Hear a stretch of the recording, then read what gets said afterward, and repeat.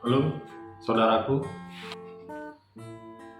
Saya ingin mau menjelaskan sedikit tentang Marhaenisme. Marhaenisme adalah pemikiran sejatinya Soekarno. Marhaenisme itu sudah muncul dalam pemikiran atau dalam benaknya Soekarno pada saat ia berumur 20 tahun. Soekarno mencoba berusaha untuk mengorek-korek lagi dalam pemikirannya tentang konsep sejatinya Marhaenisme. Marhaenisme ideologi perjuangan Soekarno. Marhaenisme digunakan penerapannya khusus kepada masyarakat miskin, masyarakat yang hampir rata-rata ekonominya dalam taraf terendah. Untuk menumbuhkan tunas pemikiran Soekarno tadi, akhirnya Soekarno berjalan-jalan dan melihat ke beberapa tempat untuk memastikan sebenarnya Marhaenisme itu konsepnya seperti apa yang akan dia terapkan. Lalu ia melihat ada nelayan yang dia mempunyai jaring sendiri, punya sampan sendiri, dan punya alat kail sendiri. Tapi dia masih tetap tidak memiliki kelebihan apapun.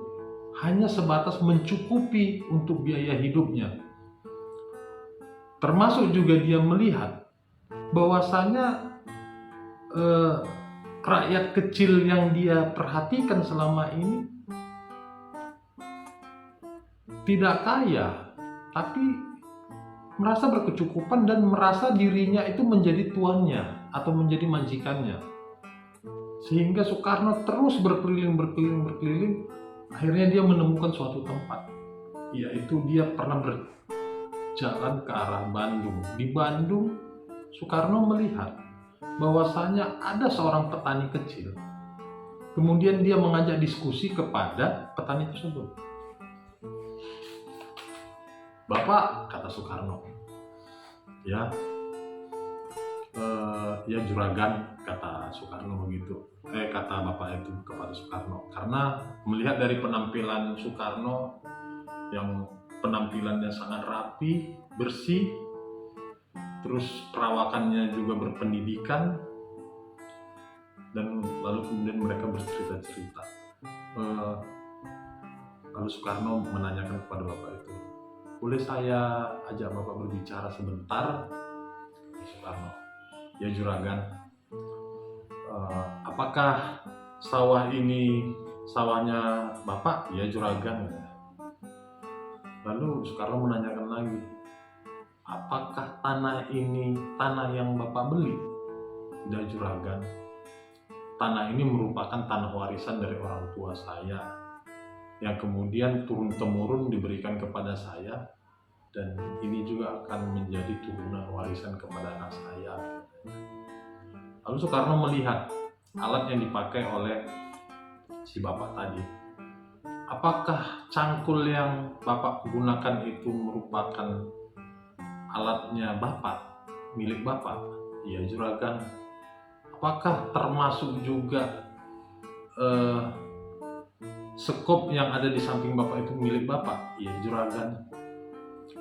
"Terus apakah bapak pernah mempekerjakan orang lain untuk bekerja di sawah bapak?" Lalu si bapak itu menjawab, "Tidak juragan, karena sawah saya ini sangat kecil petakannya.